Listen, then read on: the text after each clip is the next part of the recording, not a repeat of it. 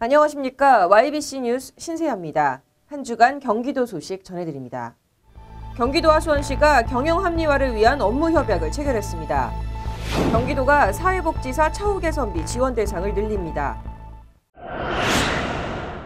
황교안 국무총리와 남경필 경기도지사는 지난 25일 경기도 의정부시 경기도청 북부청사에 마련된 상황실을 찾아 AI 방역 대책 상황을 점검했습니다.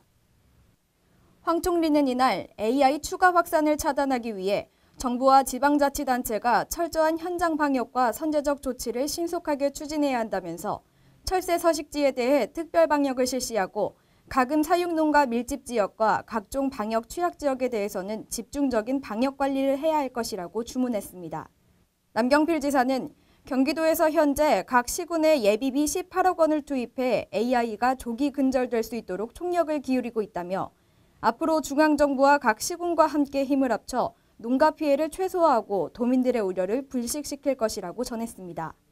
경기도는 양주에서 AI의 의심 신고가 발생한 지난 20일부터 경기도 북부청사 내에 6개 반 25명으로 구성된 AI 방역대체본부를 운영하며 확산 방지에 노력을 기울이고 있습니다.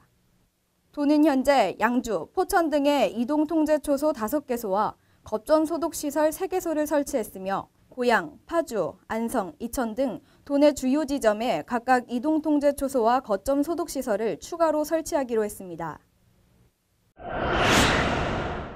경기도와 수원시가 수원 월드컵 경기장 관리재단 지분과 경기도 문화의 전당 부지를 맞바꾸기로 했습니다. 현재 수원 월드컵 경기장 관리재단 출연 지분은 경기도와 수원시가 6대4 비율로 보유하고 있으며 경기도 문화의 전당 건물이 들어선 땅은 수원시 소유입니다.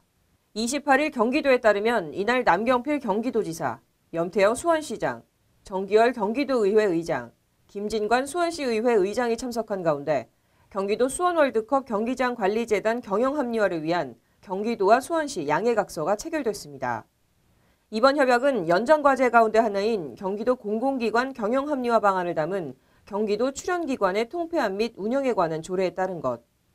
협약에 따라 경기도의 수원 월드컵 경기장 관리재단의 출연 지분은 현재 6대4에서 4대6으로 조정돼 지도와 감독권이 경기도에서 수원시로 넘어가게 됩니다. 비율 조정은 도가 수원시의 수원 월드컵 경기장 관리재단 지분을, 수원시는 시 소유인 경기도 문화의 전당 토지를 도에 넘기는 방식입니다. 이번 협약에는 도유지인 옛 서울농생 대부지 가운데 일부인 4,000제곱미터를 수원시에 이전하는 방안도 포함됐습니다. 수원시는 이 부지를 서둔동 주민자치센터 건립에 활용할 계획이며 40억 원가량인 농생대 터 땅값은 그만큼 문화의 전당 토지로 교환될 예정입니다.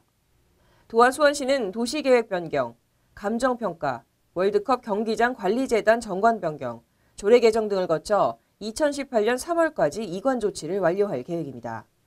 남경필 지사는 이번 빅딜을 통해 수원 월드컵 경기장과 경기도 문화의 전당을 한층 효율적으로 운영하는 토대를 마련하게 될 것이라고 전했습니다. 생각해 주시고 결정해 주셔서 감사드리고 저희도 이렇게 함께 나눠서 경기도민들, 수원 시민들이 서로 행복한 게 얼마나 좋아요.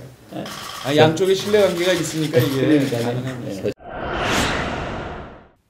경기도가 취약계층을 돌보는 사회복지사들의 처우 개선비 지원 대상을 지금보다 5배 이상 늘리기로 했습니다. 사회복지사 처우 개선비 지급은 남경필 경기도지사의 사회복지 분야 핵심 공약입니다. 경기도가 내년부터 2,800명에서 6배 가까운 16,300명의 사회복지사를 대상으로 지급을 확대하기로 했습니다. 대신 지급 비용은 월 10만 원에서 5만 원으로 줄이기로 했습니다. 도는 금액은 줄어도 대상자가 늘어야 한다는 현장 의견을 반영했다고 설명하며 14일 2017년도 사회복지시설 종사자 처우 개선비 지원 계획안을 마련해 경기도의회와 협의를 마쳤다고 밝혔습니다. 계획안에 따르면 도는 내년에 97억 9,500만 원의 예산을 투입하고 도내 2,200개 사회복지시설 종사자 16,300명에 월 5만 원의 처우 개선비를 지급할 예정입니다. 지원 대상자는 사회복지시설로 신고를 완료하고 사회복지시설 정보 시스템을 이용하는 시설 근무자, 4대 보험 가입자이며 주 40시간 이상 근무하는 전일제 근무자 등의 조건을 충족한 사람입니다. 처우 개선비는 경기도가 시장과 군수를 통해 각 시설로 보내 종사자에게 지급됩니다. 도는 장기요양시설은 건강보험공단에서 요양보호사를 대상으로 처우 개선비가, 어린이집은 보육교사 처우 개선비가, 노인교실, 노인복지주택, 경로당은 복지관에 근무하는 직원이 겸직하고 있기 때문에 이번 지원에서 제외됐다고 설명했습니다.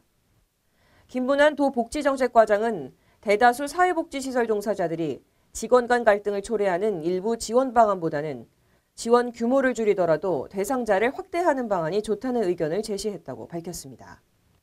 같은 곳에서 같은 업무를 하는 사회복지사인데 누구는 수당을 받고 누구는 받지 않는 것에 대해서 조금 이해가 가지 않았고요. 그러다 보니까 받지 않는 입장에서는 좀 소외감이 들기도 하고.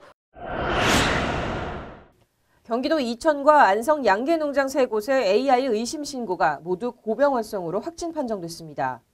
이에 따라 경기 지역에서 고병원성 AI로 확진 판정을 받은 곳은 4개시로 늘어나게 됐는데요. AI 추가 확산을 막기 위해서는 가금류 사용 농가와 관련 종사자가 스스로 철저히 소독하고 외부인과 차량 출입을 통제해 유의하셔야 하겠습니다. 지금까지 YBC 뉴스 프라임이었습니다. 시청해주셔서 감사합니다.